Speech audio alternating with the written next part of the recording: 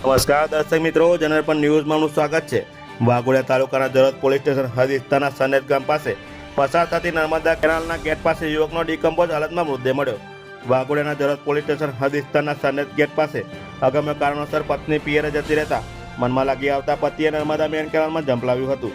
હાલોલ તાલુકાના માળવી ગામે રહેતો જસવંતભાઈ રાઠવા, ઉંમર વર્ષ 22, તેઓ લગ્ન જીવનને 2 વર્ષ થયા અને પત્ની અગમ્ય કારણોસર પિયરે જતી રહેતા પતિ જસવંતભાઈને મનમાં લાગી આવતા હીરો કંપનીની સ્પ્લેન્ડર બાઇક નંબર GJ70CC 1479 લઈને તારીખ 23 ડિસેમ્બર 2024ને સોમવારે રાત્રે 8 વાગ્યાની આસપાસ ઘરે કોઈને કહ્યા વગર નીકળી ગયો હતો ને હાલોલ તાલુકાના કળાસલા ગામ પાસે પસાર થતી નર્મદા મેન કેનાલની બાજુમાં બાઇક મૂકીને કેનાલમાં ઝંપલાવ્યું હતું। પરિવાર રાત દિવસ શોધખોળ હાથ ધરી હતી, ત્યારે આજ રોજ તારીખ 26/12/2024ને ગુરુવારને રોજ સવારે 10 વાગ્યાના સમયની આસપાસ વાઘોડિયા તાલુકાના સનેત ગામ નર્મદા કેનાલમાં ડિકમ્પોઝ હાલતમાં યુવકનો મૃતદેહ તણાતો જોઈ રાહદારીએ જરત પોલીસ સ્ટેશનને જાણ કરી હતી। જરત પોલીસ ઘટના સ્થળે પહોંચી ને મૃતદેહને બહાર કાઢીને પરિવારને જાણ કરી ને મૃતદેહને ઓળખ કરી હતી।